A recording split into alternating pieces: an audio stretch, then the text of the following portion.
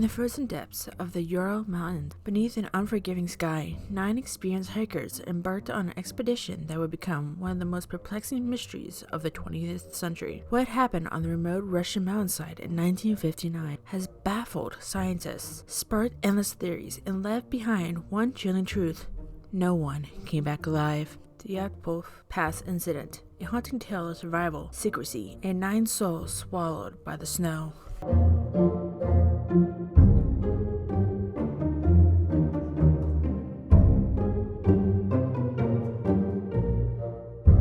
In January 1959, 10 students and graduates from the Ural Polytechnic Institute, Severlotic, set out for an advanced skiing and mountaineering expedition. Their goal was to reach Orton Mountain, located deep in North Urals. The group, led by 23-year-old Igor Dyatlov, was highly experienced, well-equipped, and prepared for the brutal Russian winter. The team included Igor Dyatlov, Zinaida Kolmogorova, Lyudmila Dubanina, Rustem Sabaladin, Yuri Dernasenko, Alexander Kolovatov, Nikolai Tebo, Brigoli Zolotarov, Yuri Krenvon-Asenko. A 10th member, Yuri Yudin, fell ill early in the journey and returned home, a decision that would ultimately save his life.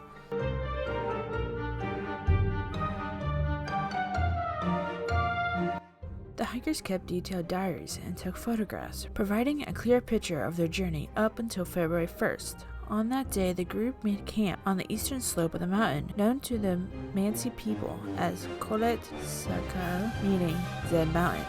Harsh winds and deteriorating weather conditions forced them to stop and pitch their tent on the open slope rather than descending into forested valley below. It was a puzzling decision given that experienced hikers usually avoid such exposure. Some theorized that Igor didn't want to lose elevation, or perhaps they simply lost daylight. Whatever the reason, that night would be their last.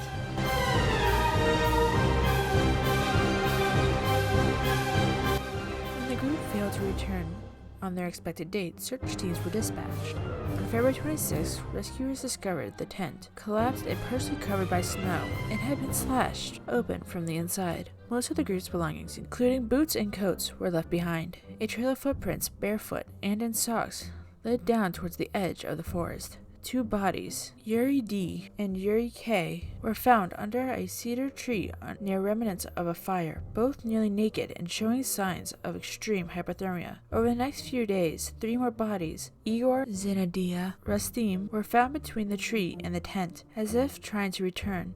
All showed signs consistent with freezing to death, but it was what came next that stunned investigators.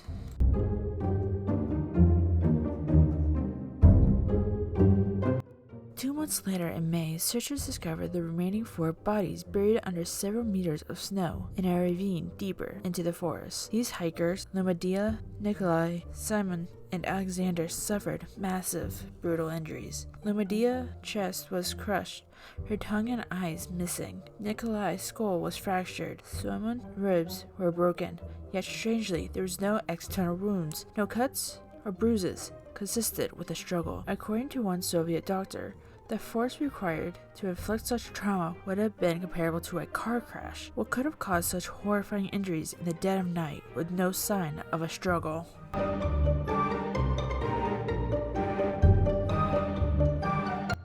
Over the decades, dozens of theories have been proposed, from the plausible to the bizarre. A 2019 reinvestigation by Russian authorities concluded that a slab avalanche was the most likely cause. The theory suggests that a heavy snow weakened a slab of ice that collapsed onto the tent, prompting the group to cut their way out and fleeing for safety. Injuries could have been caused by falling snow, and their deaths attributed to hypothermia.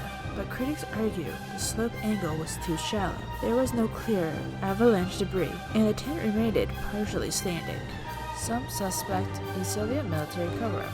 Reports of strange orange spheres in the sky near the pass on the night of the incident point to secret weapon tests. Radioactivity was found on Lyudmila clothing, further fueling theories of chemical and nuclear exposure. Could the hikers have stumbled into a restricted area? Another scientific explanation is infrasound. sound, a phenomenon where low-frequency sound caused by wind passing over the mountain could have triggered panic and distortion. This could explain the sudden exit and erratic behavior, but this still doesn't account for the traumatic injuries. Some initially blamed the local Mansi people, suspecting a territorial dispute. However, the Mansi were peaceful and revered the mountain as sacred. No evidence ever linked them to violence. Others suggest more fantastic ideas: alien encounters, a Yeti attack, or interdimensional interference. Though popular in pop culture, no physical evidence supports these claims.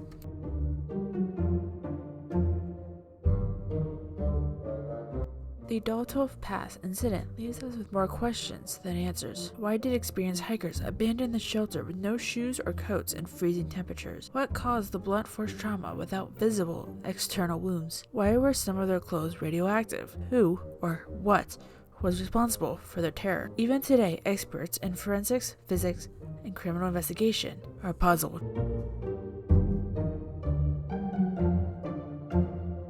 Let us remember who these 9 souls were, not just victims of a mystery, but real people with passions, dreams, and futures. Igor, the group's leader, was an engineering student known for his calm and intellect. Zina was lively and an athletic woman with a sharp wit. Rastin was a long-distance runner. Yuri D had previously fought off a bear to protect his group. Ludmila was known for her strength and determination. Alexander was a quiet intellectual. Yuri K was a jokester, often bringing levity to the group. Simon, the oldest, was a war veteran and a mystery in his own right. And finally, Yuri Yudin, the lone survivor, who turned back due to illness, carried the burden of their memory for the rest of his life. These were not thrill-seekers or reckless adventurers. They were skilled, prepared, and hopeful, and their story deserves to be told with respect and clarity.